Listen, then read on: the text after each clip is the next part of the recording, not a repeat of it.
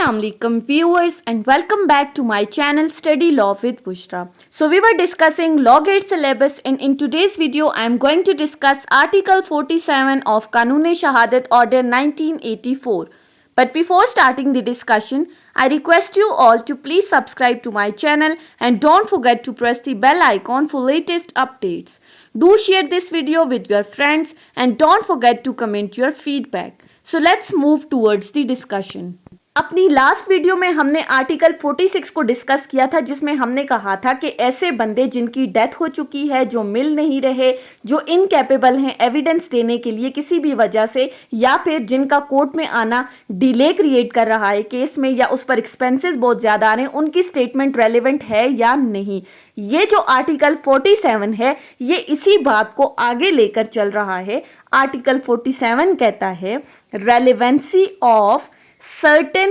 evidence for proving in subsequent proceedings or at a later stage of proceedings the truth of facts therein stated।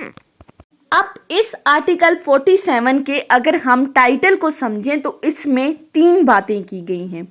कि जो evidence है उसकी relevancy की बात की गई है। अब वो एविडेंस किस जगह पर आप दे रहे हैं, सब्सीक्वेंट प्रोसीडिंग्स में या फिर लेटर स्टेज ऑफ प्रोसीडिंग्स में, उनकी रेलेवेंसी क्या होगी। किन लोगों की स्टेटमेंट, जो हमने आर्टिकल 46 में डिस्कस किया था, जो डेड हो चुके हैं, जो मिल नहीं रहे, जो इनकैपेबल हो चुके हैं या जो कोर्ट में आने से जिनका डिले हो रहा है, जिन्होंने प्रीवियस प्रोसीडिंग्स में कोई एविडेंस दिया है, उस प्रीवियस प्रोसीडिंग्स में दी गई एविडेंस की सब्सीक्वेंट प्रोसीडिंग्स में या लेटर स्टेज ऑफ प्रोसीडिंग्स में रेलेवेंसी क्या है।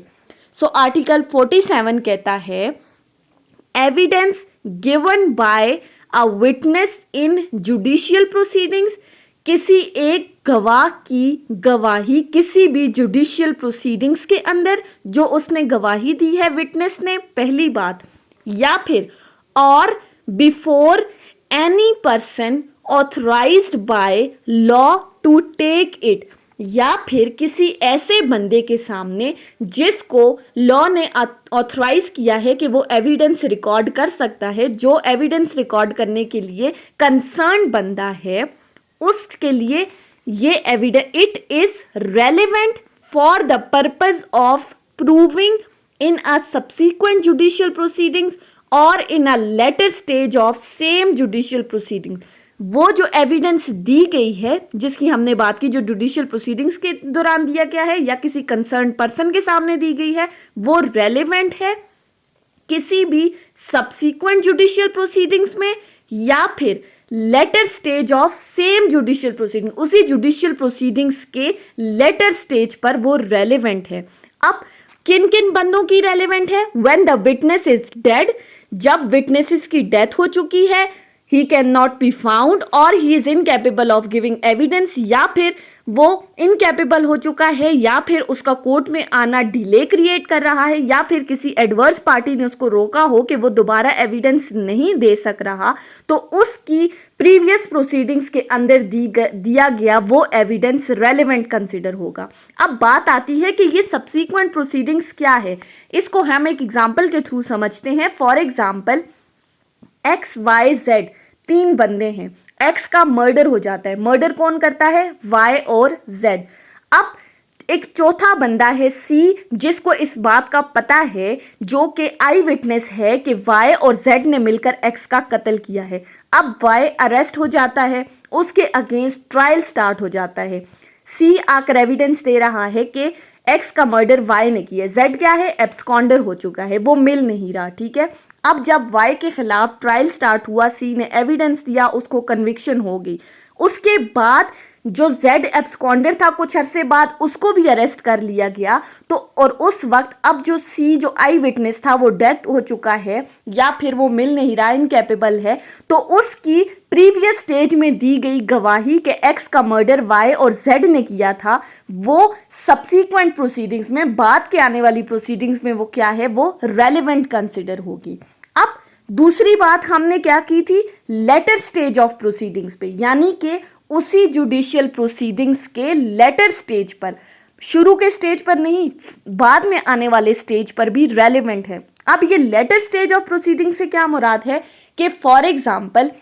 अगर किसी बंदे ने अरेस्ट के टाइम पर या ड्यूरिंग इंक्वायरी उसने किसी बंदे से रिलेटेड कोई गवाही दी और जब ट्रायल स्टार्ट हुआ तो लेट्स से कि वो बंदा मर चुका है, इनकैपेबल हो गया है, वो मिल नहीं रहा या वो कहीं बाहर चला गया है कि उसके आने में बहुत ज़्यादा खर्चा हो रहा है, बहुत ज़्यादा डिले हो रहा है, तो उसकी वो इंक्वायरी या at the time of the arrest दी गई वो गवाही बाद की प्रोसीडिंग्स में, लेटर स्टेज ऑफ प्रोसीडिंग्स में रेलेवेंट कंसिडर होगी। सो आर्टिकल 47 अब तक क्या कह रहा है कि किसी भी विटनेस की प्रीवियस स्टेज ऑफ प्रोसीडिंग्स में दिया गया एविडेंस रेलेवेंट है सब्सीक्वेंट प्रोसीडिंग्स में भी और letter stage of the same judicial proceedings में वो रेलेवेंट कंसिडर होगा इन केस अगर वो विटनेस मर गया है, वो मिल नहीं रहा, वो इनकैपेबल हो चुका है या एडवर्स पार्टी ने उसे आने से रोक दिया है कि वो एविडेंस नहीं दे सकता या उसके आने में बहुत ज़्यादा खर्चा हो रहा है। अब इसी आर्टिकल 47 को फर्दर एक्सप्लेन करते हुए कुछ कंडीशंस लगा दी हैं,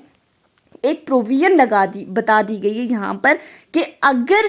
तो ये 3 कंडीशंस फुलफिल होंगी तब ही किसी केस में प्रीवियस स्टेज ऑफ प्रोसीडिंग्स पर दिया गया एविडेंस रेलेवेंट कंसिडर होगा सब्सीक्वेंट प्रोसीडिंग्स में या लेटर स्टेज ऑफ प्रोसीडिंग्स में। अब वो 3 कंडीशंस कौन कौन सी हैं हम वन बाय वन उनको डिस्कस करेंगे। सबसे पहली आती है the proceedings was between the same parties और their representative in interest,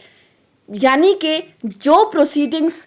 first stage पर लाई गई हैं या जो बाद में लाई गई हैं उनमें जो पार्टीज हैं वो सेम हैं, प्रीवियस प्रोसीडिंग्स में भी और सब्सीक्वेंट प्रोसीडिंग्स में भी प्लेंटिफ डिफेंडेंट सेम है, या फिर जो उनके रिप्रेजेंटेटिव अपॉइंट किए हैं वो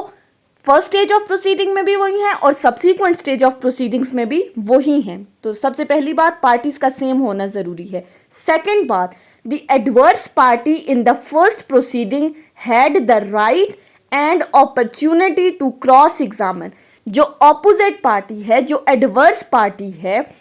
उसके पास फर्स्ट स्टेज ऑफ प्रोसीडिंग्स पर राइट और अपॉर्चुनिटी होनी चाहिए उस विटनेसेस को क्रॉस एग्जामिन करने की, यानी कि ऑपोजिट पार्टी फर्स्ट प्रोसीडिंग्स में इतना राइट रखती हो, उसके पास इतनी अपॉर्चुनिटी हो कि वो उस विटनेस को क्रॉस एग्जामिन कर सके। Third, the matter in question were substantially the same in the first as in the second proceedings.